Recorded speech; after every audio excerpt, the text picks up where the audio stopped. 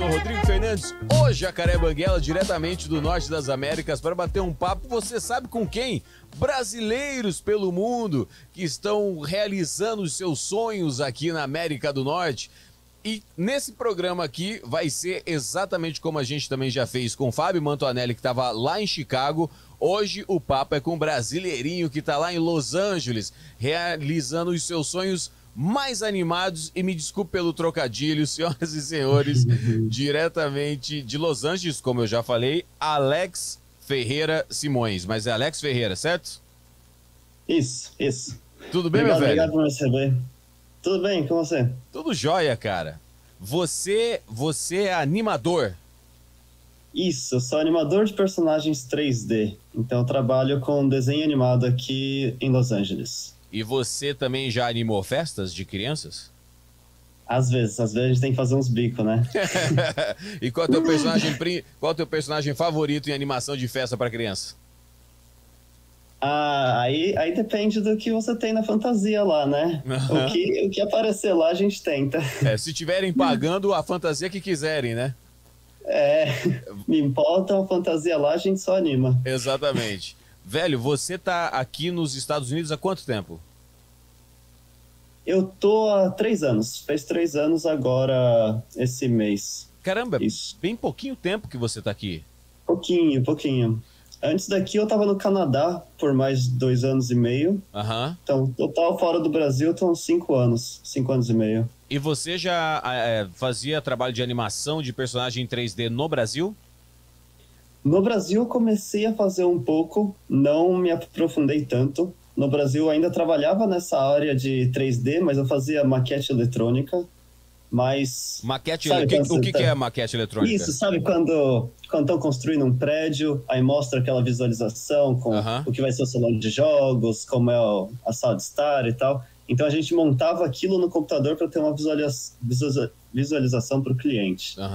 E aí eu me interessei mais por esse mundo de 3D, né, dessa tridimensional e tal, e gostei da animação. E aí foi quando eu comecei a perseguir esse sonho. E comecei a estudar aí no Brasil, lá no Brasil. Aí no Brasil, não sei como falar. Não, aqui é o Brazilian Times, aqui é só a hora brasileira. Aqui é tipo a embaixada do Brasil nos Estados Unidos. É solo brasileiro, mas também não é. Então eu comecei a estudar, fazendo uns cursos, tanto lá no Brasil quanto aqui nos Estados Unidos, fazendo à distância, né, ensino à distância. Até que eu consegui, depois de um ano e meio, eu mudei para o Canadá para trabalhar com isso. E quantos anos você tem hoje? Eu tenho 30. Ah, caramba, você começou, o teu interesse começou muito cedo já. Isso, mais ou menos cedo, porque eu já estava na faculdade já quando eu descobri a animação. Antes da faculdade eu não sabia, não é um sonho que eu tinha, assim, de infância. Sempre gostei de assistir filme, mas esse é o objetivo do filme, né? A gente faz o filme para ser gostado pelas pessoas, ainda mais criança, que é o público. Mas aí depois de conhecer o 3D, eu comecei a trabalhar bem cedo no Brasil. Comecei a trabalhar com 14, 15 anos. E você se formou em que? Arquitetura? Desenho industrial. Ok. Foi o mais próximo de design, animação nessa área, assim, né? Então eu tava fazendo maquete eletrônica antes de ir pra faculdade. Aí eu procurei alguma coisa dentro da área de design mesmo. Fui para desenho industrial com ênfase em design, na faculdade Oswaldo Cruz, inclusive. E aí trabalhando com essa área de maquete eletrônica, com a faculdade, eu comecei a me interessar mais por animação. E aí eu comecei a estudar mais a fundo a animação perto do final da faculdade, assim. Último ano da faculdade eu estava bem mais envolvido com a animação, bem mais interessado, achando que esse era o caminho que eu queria seguir de indústria mesmo, de carreira. Teve alguma maquete digital que você projetou, o prédio foi construído e caiu? Porque você projetou mal? Não que eu saiba, né? O Palace 2 é trabalho seu? Não, esse não. Não. É o Sérgio Naia Incorporations. Era em Alphaville. Eu sou de São Paulo, então a gente fez bastante em Alphaville, Santa Amaro, essas regiões. Não tem prédio tão grande assim, né? Prédio de 5 andares, né? 4 andares. Tem prédio gigante. Alphaville eram pequenos e alguns eram grandes, de 20 andares, 8 andares. Mas nem sei se foi construído, né? A gente só planeja. O cliente pagou, você entregou, tá feito teu trabalho, né? Já não é mais contigo Tá lá, agora. Agora eles se viram. E você, mas o que te fez se interessar pela animação? Qual que foi o ponto que teve algum desenho que você viu, teve algum filme que você viu, teve alguma coisa enquanto você estava projetando que você falou, caramba, e se te projetei todo esse andar, esse escritório, essa casa, se eu colocar um personagem correndo aqui dentro vai ser muito maneiro. Teve algum ponto de virada? Então, teve um ponto de virada que foi...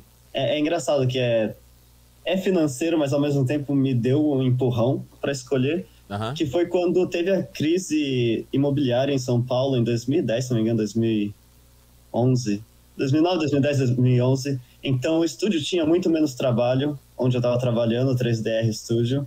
E todo mundo, o estúdio como um todo, falou: vamos explorar outras áreas para a gente não ficar sem emprego, né? Ficar dependendo só de uma área dentro do 3D. Pro estúdio em si não ficar dependendo só de uma área, né? Não os animadores, o estúdio todo.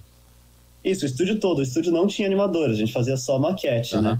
Então eles falaram, vamos tentar explorar, fazer talvez um curta-metragem só para explorar tecnologia e outras áreas dentro do 3D, explorar games e tal. E eu, nessa oportunidade, eu falei, eu quero estudar animação, porque eu acho muito interessante quando o personagem, você pega um personagem que está sem vida nenhuma e você começa a realmente fazer o personagem funcionar.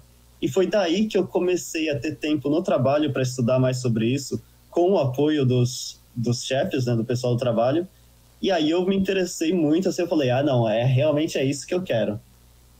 E foi esse ponto de virada, assim. Fazendo um estudo completamente paralelo ao que você fazia e sendo pago pelos seus chefes. Isso é um mundo perfeito e raríssimo, né?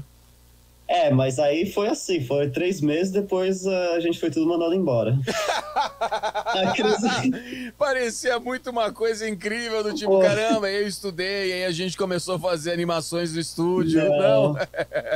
O estúdio teve que diminuir o pessoal por conta da crise, e aí acabou que pra mim funcionou. Eu tava na faculdade também, tinha bastante coisa pra fazer, e foi legal que eu consegui conhecer uma área que eu não conhecia, e eu falei, nossa, gostei muito, vou atrás. Agora eles deram o primeiro empurrão, assim. E até hoje eu sou amigo com os donos e com muitos colegas de trabalho.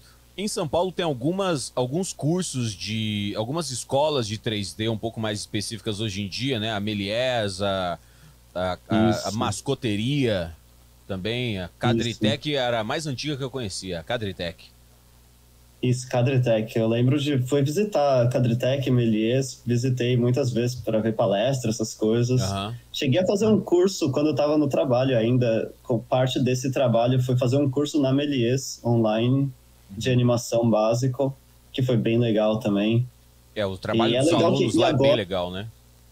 Isso, agora está crescendo muito. Naquela época era bem rudimentar, assim, era bem simples. E agora, nossa, está crescendo muito. A área no Brasil está cada vez expandindo mais e tendo mais procura, o que é legal, né?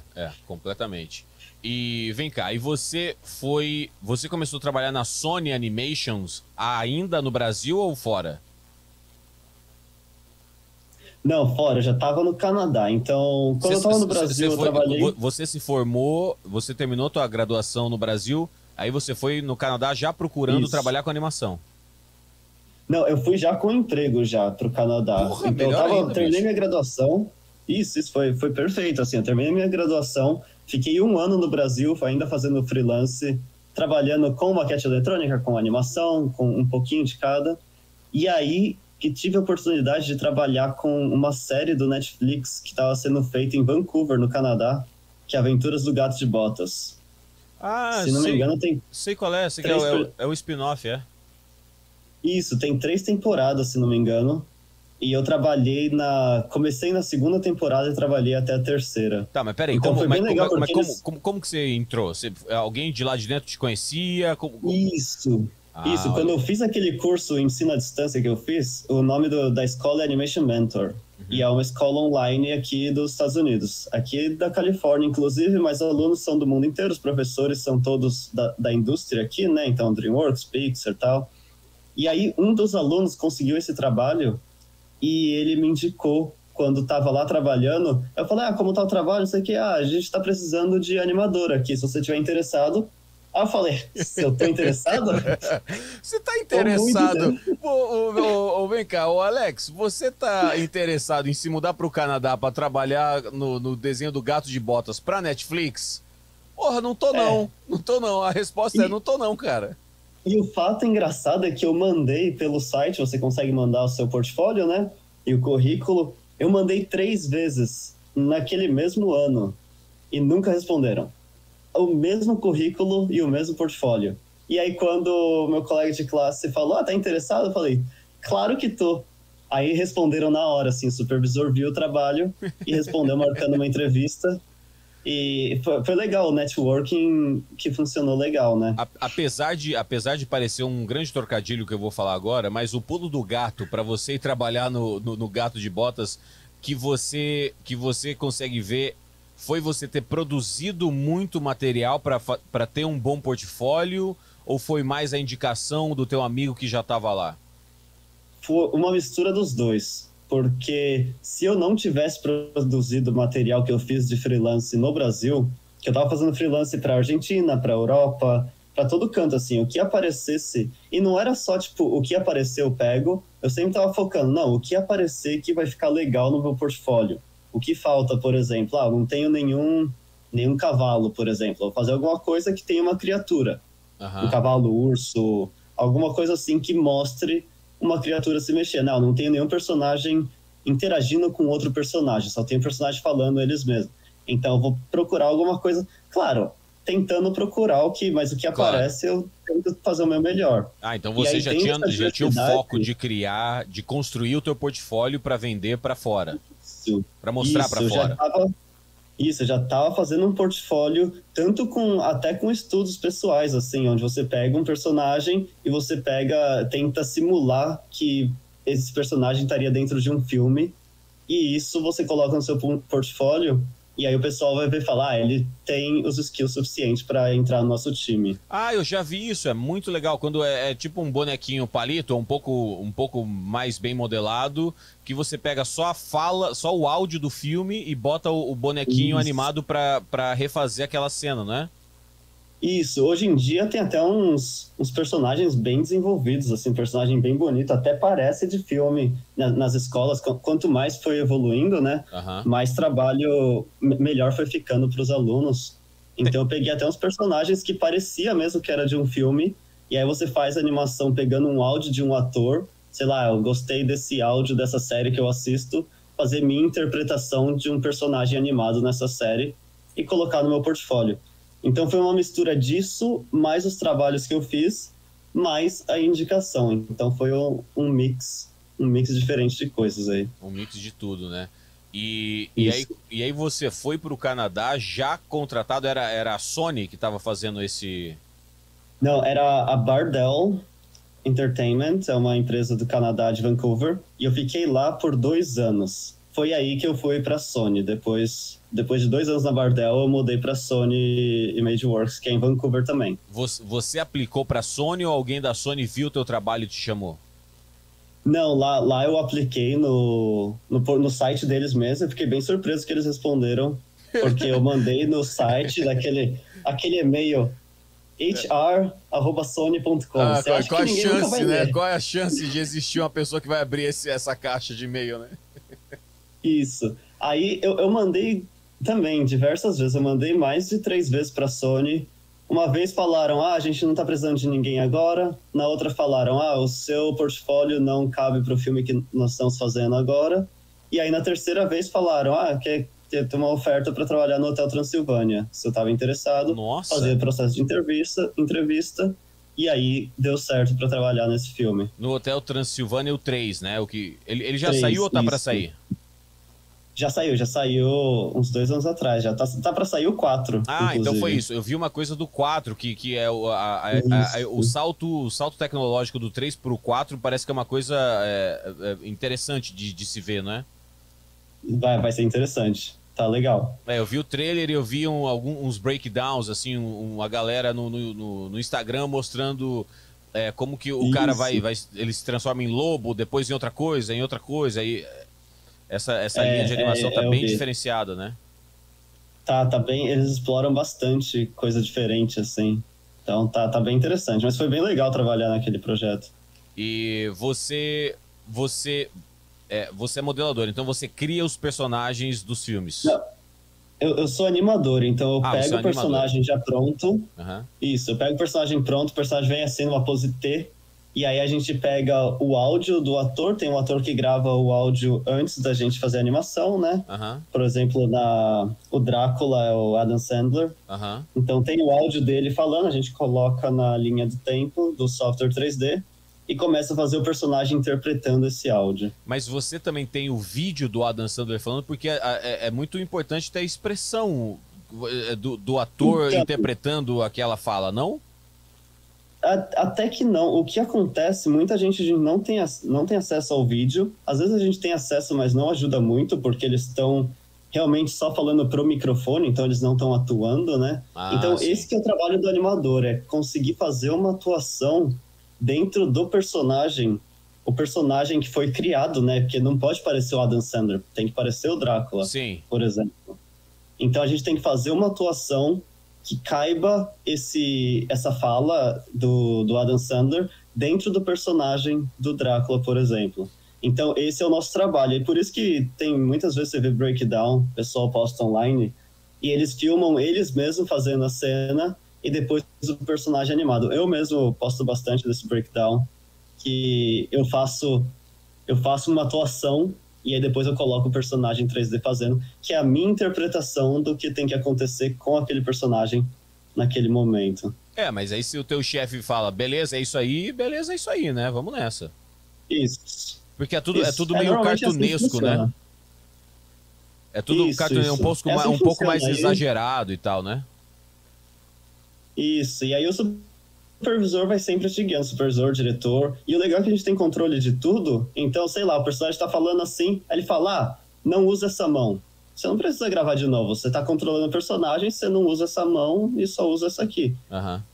Então, a gente tem todo o controle, fica sempre editando até coisinhas microscópicas para deixar o melhor possível. E teve você, nesse caso, que você tá num projeto que tem, sei lá, quantas pessoas trabalham num projeto assim? E depende do estúdio. Eu trabalho do Hotel Transilvânia, você lembra mais ou menos quantas pessoas da tua grampa, do teu grupo? De animadores éramos 100 e pouco, 120, 130. E você pega um personagem só e anima só esse personagem o filme inteiro, ou você tem que animar todo mundo? Não.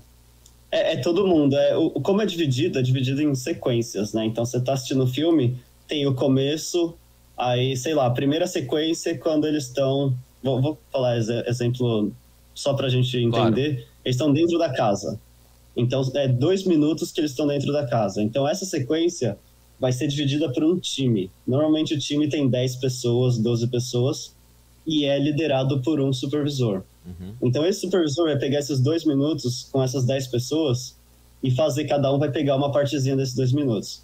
Aí, outro supervisor vai pegar outros 2 minutos e eles vão rotacionando. Entendi. Antigamente, na Disney antiga, quando era tudo desenhado, cada animador pegava um personagem, porque aí faz mais sentido você manter o traço, claro, o desenho que eles criavam. Como agora é tudo no 3D, então você manipula um personagem que já está feito, então eles separam em sequências. Normalmente a sequência tem de 1 minuto e meio a 3 minutos no total, então o filme tem diversas sequências. Sim, eu vi um breakdown da Disney, é um site da Disney falando qual é a matemática que a Disney faz para as animações, e eles falam, são 48 cenas, cada cena tem 6 sequências, cada sequência tem tantos segundos do take, e aí muda para outro take e tal, então assim, é tudo bem matemático sobre o take. Então o close-up vai ter no máximo 5 segundos, se não for um diálogo maior, né? Mas aí tem um ritmo que tem que cortar para outra câmera para fazer sentido, porque é diferente de quando você filma um filme normal, que você filma um ator com a câmera em 3, 4, 5 posições, e na edição você escolhe a câmera que você vai cortar. Na animação você escolhe antes, né? Porque não tem por que você animar o cara na câmera geral o tempo todo, se o cara não vai aparecer o tempo todo na câmera geral, né? Não, justamente, porque a gente faz realmente só o que tá aparecendo. Se eu fosse uma animação aqui, minha perna, meus braços que não aparecem, ia estar tudo parado lá, sem nada, nem encostar, porque o que importa é ficar aqui. Uhum. Então, e realmente precisa de mais planejamento comparado com live action, né? Sem dúvida. Porque você precisa saber o que vem antes e depois, em questão de corte, e não dá para ficar adaptando, igual você falou, filmar em 5 câmeras diferentes, os 2 personagens conversando, você consegue só ir cortando, indo e voltando e tal. Lá não, você já tem que ter esse vai e volta cortado no tempo certo. Então tem um pouco mais de pré-produção. E você... Aí você foi pro Canadá, pulou pra Sony. Quanto tempo você ficou na Sony? Sony eu fiquei pouquinho, 6 meses só. Você trabalhou em algum projeto específico lá? Você foi para trabalhar em algum projeto específico? Só no Hotel Transilvânia, e aí eu saí depois do Hotel Transilvânia. Mas você procurou uma outra oportunidade ou você foi contratado por Hotel Transilvânia? Um pouco dos dois.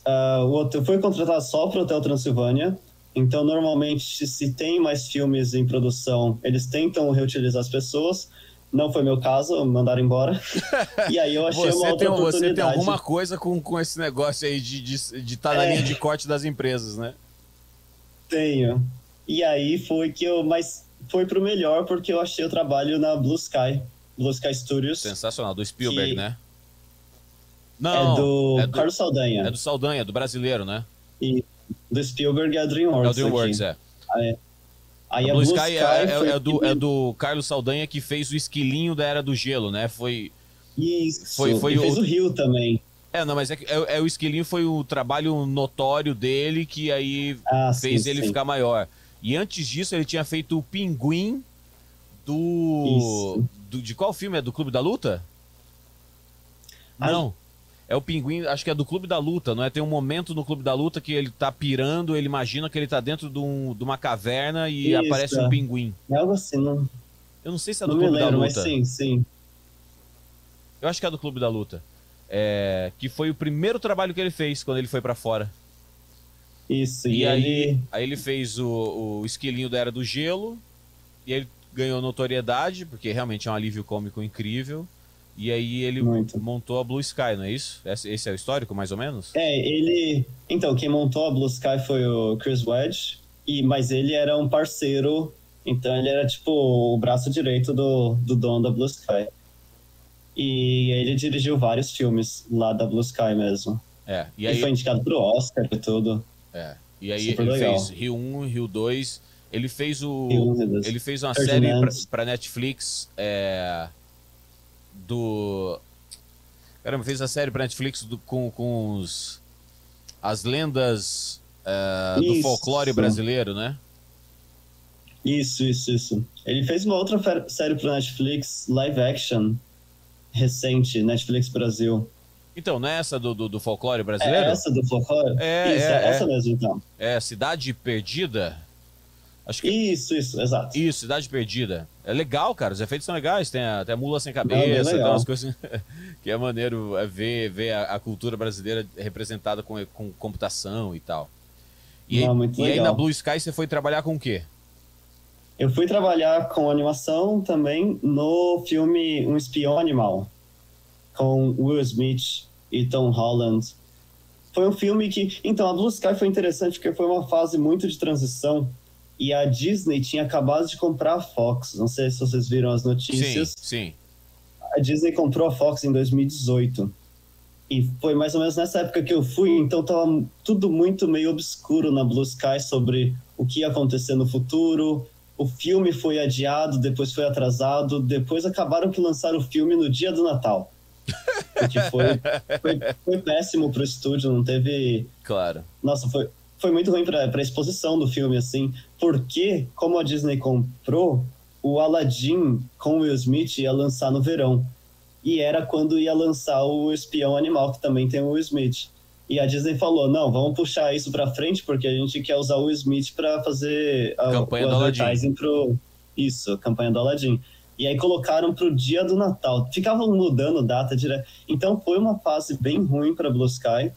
E aí eu fiquei lá pouquíssimo tempo. Eu fiquei 4 meses, se não me engano, porque eu ao mesmo tempo que eu mandei para Blue Sky, eu mandei para DreamWorks aqui em Los Angeles. Só que a DreamWorks me demorou muito tempo para me responder. Então eu aceitei para Blue Sky.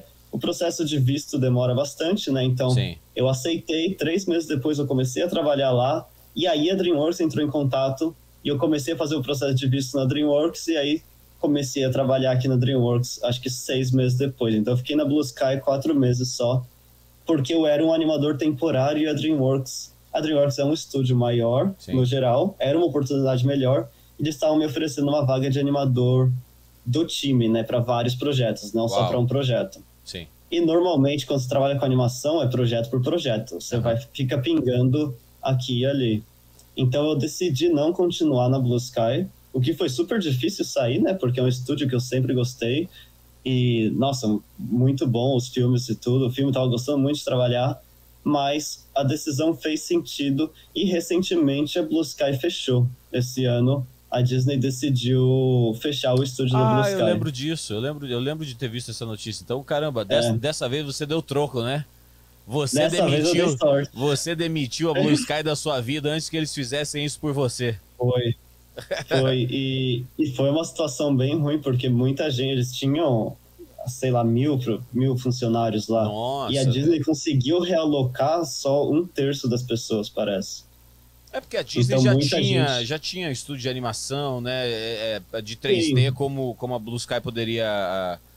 comportar, a Disney tem a Disney e a Pixar, né? Os dois são dentro da empresa Disney. Então eles tinham mais um, que era Blue Sky. Então é muito... E aí veio a pandemia, uma baixa, né? Corte de custo, e acabou que eles decidiram por estratégia. E a gente já estava meio que sentindo isso. Quando eu fui para Blue Sky, eu vi que o clima já estava um pouco pesado por conta da Disney, né? Aí quando eu tive essa oferta da DreamWorks, eu falei, acho que vai ser melhor. E realmente foi bem melhor, porque se eu tivesse lá, seria bem diferente agora o que ia acontecer, né? Porque também tem esse negócio, né? Fecha o estúdio, aí você rodou, mas tá nos Estados Unidos, aí tá sem emprego, vai pro Brasil, não vai pro Brasil, 1 milhão de decisões estranhas, né? A gente vai continuar a história, tem bastante dessas histórias. Dessas maluquices. E aí, depois, beleza. Eu lembro desse trailer. Era o Will Smith, ele é um agente secreto que ele vira um macaco, não é? Ele vira um... Que bicho que ele vira? Uma pomba. Exatamente, ele vira uma pomba. E aí o Tom Holland é o cientista que fez essa cagada, não é? Isso. Eles vão numa aventura e ele tá disfarçado de pomba, tem o vilão e tal. Bem divertido o filme, bem ação, assim. Ele não é tão voltado para criança, o que eu acho que também foi um problema que acabou que não pegou tanto público, é um público mais jovem, adolescente, por conta das ações e tal.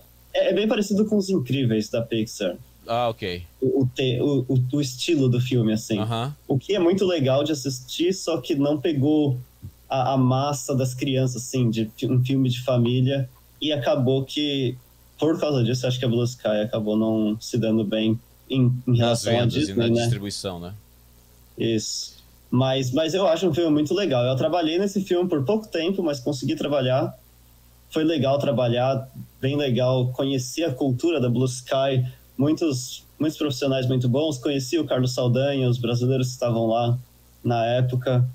E no geral, é uma experiência muito boa e eu muito grato a eles, porque eles que me trouxeram do Canadá para os Estados Unidos, que sendo brasileiro é bem difícil fazer o processo de visto. Sim, eu sei. Você sabe bem. Eu lembro que o RH me ligou, aí eu ficava perguntando, e aí, tá rolando, não sei o quê? Semana que vem a gente vai ter uma resposta. Semana que vem a gente vai ter uma resposta. Aí quando ela me ligou para dar a oferta final, ela falou, olha, eu tava quase desistindo do seu caso, viu? Porque o visto tava muito complicado, mas o advogado conseguiu achar uma maneira de te conseguir o visto. Uau. Aí eu falei, ainda bem. Excelente. E aí na DreamWorks, você foi na DreamWorks também para trabalhar em algum filme específico ou entrou lá e aí te realocaram pra alguma coisa. Isso, eu entrei, aí eu comecei no que estava acontecendo, que era o Abominável. Foi o primeiro filme que eu trabalhei na DreamWorks. O Abominável? Isso, Abominable em inglês. Ah, é a história do pé grande, né? Isso, é mais ou menos. É o Abominável... Acho que saiu só como Abominável no Brasil. Mas não é aquele que ele conta a história, ao invés de cantar... Ah, não, eu tô confundindo com o Littlefoot. Não, esse é outro. Ah, então acho que eu não vi Abominável mesmo, não. China. Ele se passa na China, tem uma menina, vai atrás dos sonhos dela, toca violino. Não vou dar muito spoiler. Então não vi não. Mas isso, eu trabalhei no Abominável por 6 meses. Foi uma duração boa e foi ver. É muita diferença. Cada estúdio que eu fui passando mudava bastante o estilo a cultura do estúdio mesmo, né? Comparado com a Sony, com a Blue Sky, com a DreamWorks. Então foi bem legal trabalhar nesse primeiro projeto por 6 meses. E aí depois você tá tranquilo que vai ter mais trabalho, porque é um estúdio mais estabelecido, eles não dependem de cliente nem nada. Então foi uma experiência bem melhor. E logo depois do Abominável, você fez qual filme? Fiz o Abominável, aí fiz bastante coisinha aqui e ali que não eram de filme. Eu fiz um especial de Natal pro Hulu, que é do Como Treinar o Seu Dragão 3, que é basicamente uma fogueira que fica na TV. Então a fogueira fica lá parada, aí os personagens entram, fazem alguma gracinha e saem. Entendi. Então os personagens do Como Treinar Seu Dragão 3. Então tem o Banguela, ele entra aqui, dá um sorriso pra câmera, sai. Tem o Soluço, com os filhos, entra, eles fazem alguma coisinha, sai. Então eu fiz esse projeto por uns 3 meses. E depois disso eu fiz o Poderoso Chefinho 2, o que foi uma experiência bem legal. Saiu agora aqui nos Estados Unidos, faz poucas semanas, e vai sair no Brasil em agosto. Mas esse foi legal porque eu comecei bem no início da produção, na pré-produção, e fui até o final. Que normalmente é super difícil isso acontecer, que você sempre já entra no filme e já tá andando, né? Então eu fui um dos primeiros, acho que eram só 4 ou 5 animadores. Então era eu, mais 3 outros, mais o supervisor, mais o diretor. Sim. E aí a gente foi até o final do filme, que foi 1 ano e meio de projeto. O Poderoso Chefinho é o que o Alec Baldwin faz o bebê, não é? A voz do bebê. Isso. É muito legal esse filme. Eu lembro de ter assistido o primeiro e ter gostado bastante, cara. Isso, eu gostei bastante também. Eu achei que o segundo é uma boa sequência e ficou bem divertido. Foi engraçado. E quando você pega um filme, tanto no Hotel Transilvânia quanto nesse, que os personagens já estão lá, eles já foram modelados, eles já estão rigados, a iluminação já se sabe como fazer e tudo mais, os ambientes geralmente já estão construídos. É mais fácil começar um novo projeto com tudo construído? É interessante, porque sim e não. Sim, porque você já viu o que foi feito no passado, então você já tem uma referência do como o personagem como ele tem que se agir em determinadas situações, então você já tem uma base melhor.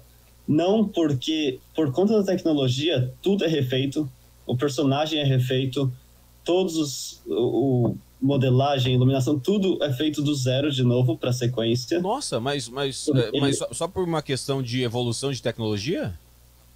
Sim, mas a tecnologia muda. A minha pergunta é imbecil. Só por causa da evolução da tecnologia? Pô, é animação, claro que sim, né? E são 4 anos, né? 4, 5 anos. 4 ou 5 anos em tecnologia é um salto gigantesco. É um salto absurdo, Então, realmente, tudo... E uma coisa que eu gostei muito do DreamWorks é que eles sempre procuram fazer melhor do que já foi feito antes e melhor do que todo mundo tá fazendo. Então, Poderoso Chefinho, quando saiu o primeiro, foi muito legal, uma referência muito boa de animação. Quando saiu o segundo, eles queriam fazer melhor ainda do que foi o primeiro e tirar todos os problemas que eles tinham no primeiro. Então, muitas soluções tecnológicas, eles criaram novos sistemas dentro do programa deles para resolver porque era problema no primeiro filme, para deixar o segundo filme ainda melhor. O que eu acho bem legal quando você está num estúdio bem grande assim, como eles não têm... Porque nos estúdios pequenos, voltando lá atrás, quando eu tava no Gato de Botas, até no Hotel Transilvânia, eu tava lá no Gato de Botas e é baseado no filme da DreamWorks. Então você vai atrás do que foi feito na DreamWorks como referência, né? Então você tem um alvo. Você fala, tem que fazer algo parecido com isso. Sim. Quando você tá lá em cima na DreamWorks, a gente não tem uma referência que a gente vai atrás Vocês e falar, são a referência, né?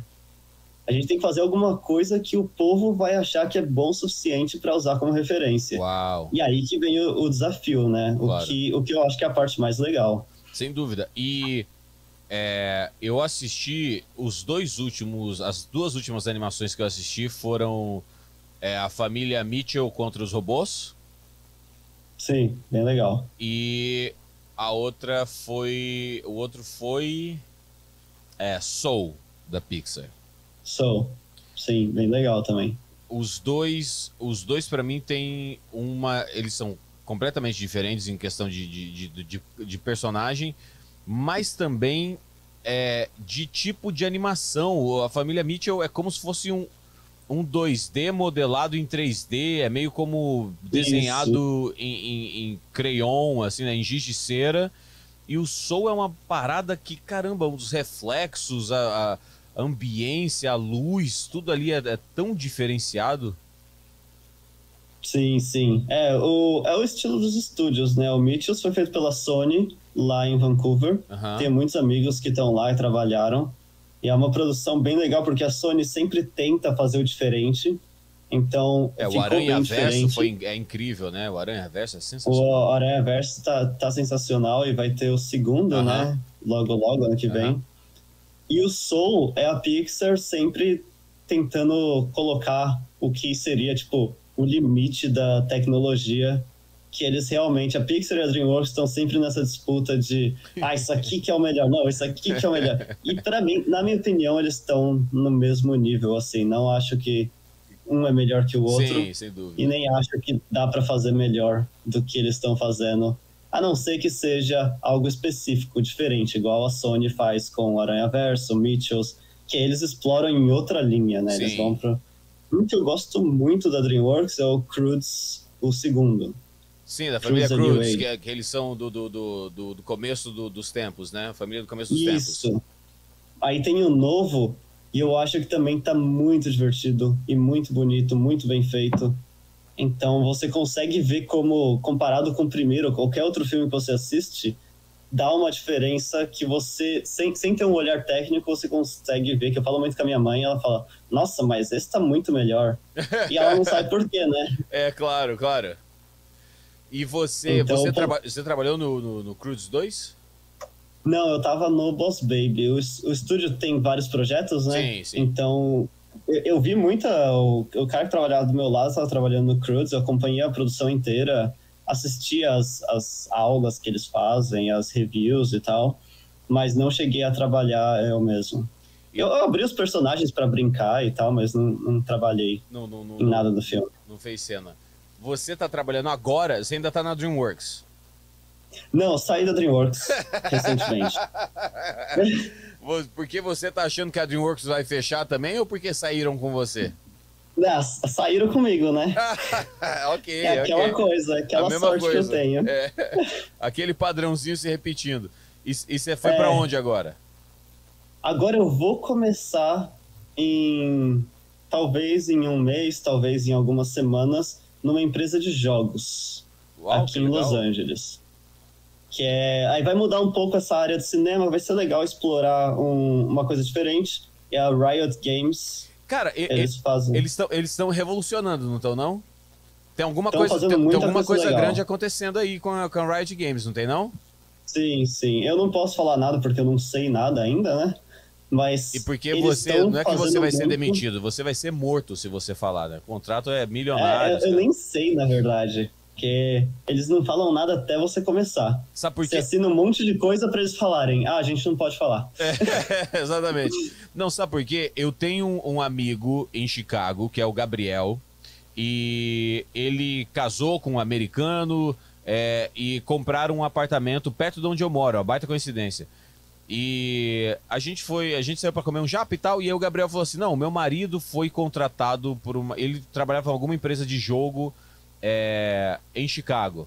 Ele falou que foi contratado para uma empresa de jogo e ele tem que se mudar para Los Angeles agora no final de junho, porque começo de agosto ele começa a trabalhar nessa empresa, é a Riot Games. Eu falei, a Riot é grande, a Riot já fez jogos grandes há muito tempo. Então, assim, sim, a coincidência do marido do meu amigo Gabriel ter sido contratado para Riot, você também tá indo para Riot, é porque alguma coisa grande eles estão fazendo que estão contratando muita gente. Isso, eles têm muita coisa que eles fazem, tanto dentro da Riot como fora. Tem bastante estúdio do Brasil mesmo fazendo comerciais para Riot, para os jogos deles. Eu vou trabalhar no jogo League of Legends. Eles já me falaram, é pública a informação, então eles falaram, você vai vir trabalhar nesse jogo, League of Legends, que é uma franquia que eles têm há muito tempo e ele tá dando super certo. Sim, desde LOL. Sempre. Galera LOLzeira, que faz vídeo pro YouTube.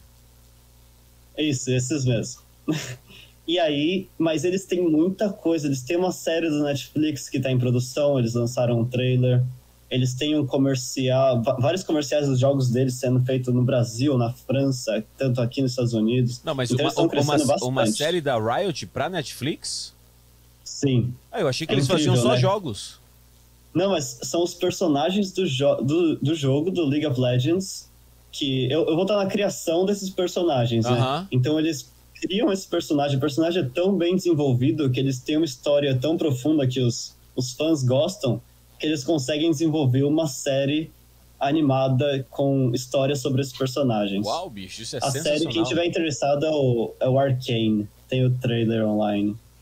E você já trabalhou nessa ou você vai não, você vai começar a trabalhar nas próximas, né? Começar. Isso. Não vou trabalhar nas séries, vou trabalhar no jogo em si. E tem o clipe musical também, não sei se você já ouviu falar do KDA, Popstar. Não. Eles são 3 personagens do jogo também, do League of Legends, e é uma banda. E elas fazem música nossa, é mega famoso. Tipo, Uau, muito famoso. Então eles estão expandindo bastante o universo deles, né? O pessoal gosta tanto que eles estão cada vez expandindo mais para alcançar mais pessoas. Isso é muito maneiro. Você tem uma... E aí agora, bom, o plano é ficar na Riot por um tempo indeterminado. Vamos ver. Por enquanto, sim, me contrataram para ficar lá indeterminado. Mas nunca sabe, né? A DreamWorks falou a mesma coisa. não dá pra confiar nesses caras. Esse negócio de cinema é tudo mentira. Tudo mentira. Esses personagens de animação é tudo mentira. Tudo a gente faz. Qual que é o melhor, pra você, qual que é o melhor filme de animação já feito? É bem difícil de responder com um só. Porque tem os clássicos 2D que a gente tem uma nostalgia, sim, né? Mas se eu for analisar hoje, que eu assisti dos 3D, dos novos, eu acho que Ratatouille, da Pixar. Uau, ele é muito bonito, né? Ratatouille e Inside Out, os dois são os meus 2 favoritos. Cara, realmente tem uma história muito boa, nem tanto pela animação, já tá antiga, sim, né? Não é? Mas é convincente o suficiente para fazer você acreditar em tudo e a história é realmente muito boa.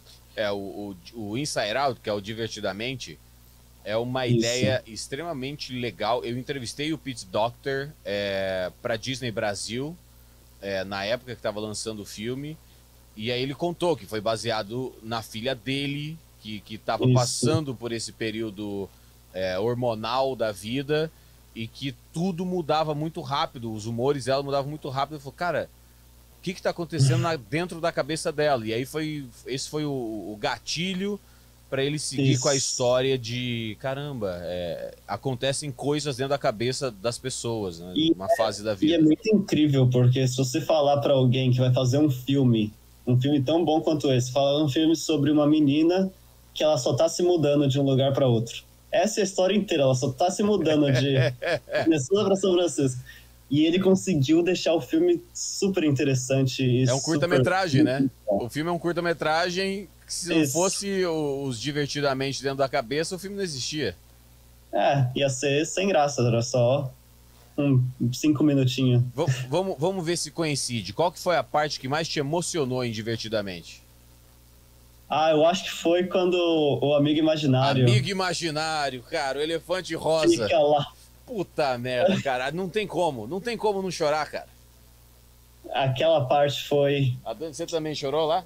Não, a Dani chorou, a Dani, a produtora, chorou também. Não tem como não chorar, cara. Porque, Não, porque ele é tão divertido, ele explica quem ele é, a alegria fala, eu lembro de você, cara, eu lembro, onde é que você tá, menina, por onde você anda? E aí, cara, aí quando ele percebe que a única maneira de ajudar é ele ficando, faz a Riley lembrar de mim. Não, porque, cara, eu ia assistir no cinema, aí eu chorei, e eu tinha levado uma menina demais. junto comigo, e aí eu, puta merda, mas ela chorou também, então nem foi uma coisa ruim. Todo mundo, aquele não tem como. Aquele momento do amigo imaginário é igual quando você tá assistindo Coco e a vovó Coco começa a cantar Isso. Lembre de mim. Puta. Aquela. Eles sempre fazem isso. Eles têm uma fórmula que funciona em todo filme. É incrível. Eles sabem dar uma flechada no coração, eles são incríveis. E, cara, tem um momento desse programa que eu peço para as pessoas. É um momento Banguela. É um momento em que você agradece uma pessoa que te ajudou na tua carreira, assim, tirando os teus pais, alguma pessoa que ou te inspirou, ou algum amigo que falou, não vai, cara, ou o pé na bunda que tua namorada te deu e aí você decidiu ir pro Canadá, sabe, ou quando você chegou no Canadá, alguém do estúdio, alguém de algum estúdio, ou teu roommate, quem foi essa pessoa que você tem na tua cabeça que você acredita que foi quem te fez chegar onde você tá agora? Irmão vale, porque com certeza foi meu irmão. Vale. Qual é a história? Meu irmão, nossa, ele ajudou muito, ele é mais velho, né? Uhum. E ele começou a trabalhar muito cedo também. E ele que meio que me meteu nessas ideias de tecnologia, de design. Ele faz o quê? Ele é engenheiro de software. Aham. Na área de TI, ele cuida da área de TI. Algo assim, eu não entendo muito bem. E aí, ele que me envolveu com essa área e ele sempre me apoiou. E qualquer decisão que eu tomava, eu ligava para ele e falava, e aí, você acha que é uma boa? Acho que não é uma boa? Ele falava, não, não vai perder nada. Se perder qualquer coisa, volta aqui, a gente tá sempre aqui, não vai ter nada, não vai dar nada ruim. Então, todas as decisões eu ligava pra ele sempre dava o apoio, tipo aquilo que você quer ouvir, sabe? Mesmo sabendo que, mesmo não querendo falar, será que eu saio do Blue Sky? Ele, não, sai, qualquer coisa eles contratam de novo, pega nada, e vai ser melhor. Otimista, então, sempre uma palavra otimista, né? Ele sempre ajudou muito no que eu precisava.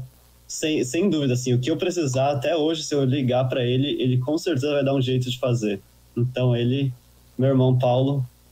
Que demais. E ele tá no Brasil ou ele tá aqui nos Estados Unidos também? Tá no Brasil. Que demais. E quais você tem plano futuro, assim, você quer fazer um filme, você tem uma história, uma ideia, ou você se contenta em trabalhar com o que te oferecerem? Então, eu tenho um curta-metragem em desenvolvimento que eu faço no meu tempo extra, assim. Tanto um curta-metragem quanto um jogo, na verdade. Então, eu tenho os projetos pessoais. O curta-metragem, meu principal objetivo é colocar em festivais só para mostrar, mostrar uma ideia e ver qual é a recepção do público. Não tenho nenhuma pretensão de ser um diretor de um filme num estúdio grande. Pode acontecer? Pode, mas não é o meu foco no momento, né? Mas eu gostaria de fazer alguma coisa só para saber onde eu tô nesse aspecto, se eu tô bem, ou se eu tô ruim, se eu tô errando, ou se não é para mim, para ter uma experiência. E o jogo também é uma coisa que eu sempre gostei de entretenimento, né? Um jogo que eu sempre falei, seria legal ter um jogo assim. E aí seria legal fazer. Então eu tenho esses projetinhos pessoais. E em termos de carreira, eu acredito que eu vou trabalhar com jogos na Riot por um bom tempo também, e depois talvez voltar para trabalhar com filmes ou trabalhar com outra empresa de jogo. Trabalho tem bastante opções, então se tudo der certo vai ter bastante oportunidade legal, tanto agora quanto no futuro. Sensacional, meu velho. Cara, que maneiro, de verdade, que maneiro bater um papo contigo, porque você tem 30 anos, né? Você vai fazer 31 ou já fez 30 esse ano? Já fiz 30 mês passado. Parabéns, inclusive. Você Obrigado. que fez 30 anos e correu atrás dessa carreira, por mais que ela foi bem turbulenta, né? Tipo, tá aqui, mas é demitido, e ali você pula fora, e ali a empresa fechou, e ali foi de um país para outro país e aplicou 3 vezes. Cara, eu acho isso extremamente inspirador, que é... Não, eu apliquei uma vez, ninguém respondeu, eu apliquei de novo, ninguém respondeu, na terceira também ninguém respondeu, aí um cara me chamou e eles viram que eu tinha aplicado. Caramba, essa persistência é muito inspiradora, velho. Então, assim, muito obrigado por ter compartilhado toda essa jornada maluca que você já passou e que continua passando, né? E vai continuar, é sempre assim. E vai continuar. Só não desistir, né? E se manter, porque às vezes a derrota, ela não tá nem acontecendo na vida real, ela tá acontecendo só dentro da cabeça, né? A gente acha que aquele não foi uma derrota e a vida acabou, eu tenho que voltar pra Barra da Saia da minha mãe, tenho que voltar pra minha cidadezinha porque alguém falou não ou porque a vida tá difícil. E caramba, a tua jornada mostra que não importa o quanto a vida esteja difícil, não importa quanto o padrão de te demitirem se repete, você tá como diria o Capitão Nascimento no Tropa de Elite 2, você tá caindo, mas tá caindo pra cima, né? É isso que a gente tenta, né? Porque se abalar com o não e deixar levar, você acaba só se diminuindo e não indo pra frente, indo pra trás. Velho, muito obrigado. Obrigado mesmo pelo papo. Foi muito maneiro ter você aqui no programa hoje. Não, muito obrigado. Obrigado eu pelo convite. Foi bem legal conversar. Que demais. Senhoras e senhores do planeta Terra, o Do Norte das Américas é um programa produzido pelo Brazilian Times. Então, se você acabou de assistir esse programa e quer assistir mais entrevistas e os outros programas do Brazilian Times, vai clicando nos botões aqui dentro do YouTube e você vai encontrar os outros programas. Assista as outras entrevistas. E se você conhece brasileiros pelo mundo que tem histórias incríveis para contar e tem histórias de superação melhores que a do Alex, o que vai ser bem difícil, porque o cara foi muito demitido em pouco tempo e tá aí batalhando ainda. Deixe aqui nos comentários sugestões de pessoas incríveis que não estão no Brasil, que foram buscar o sonho, que seja o sonho americano, ou o sonho chinês, ou o sonho australiano. Deixa nos comentários aqui que a gente vai entrar em contato com essas pessoas e trocar uma ideia sensacional. A produção do Norte das Américas é da Dani Deg, sempre conhecida, uma famosa por onde passa, por vários motivos, inclusive. Ela é famosa. Tem grupo no WhatsApp com as fotos das coisas que ela faz. Que são as produções, né? Que super muito bem produzidas, né? Com um cenário sempre muito legal, já que ela é uma mulher casada, muito bem casada. Não tem esse tipo de foto que você está pensando aí. Não tem. Pode ser que tenha, mas eu tô falando que não tem. Muito obrigado, Alex. Muito obrigado, meu velho. Obrigado. Valeu.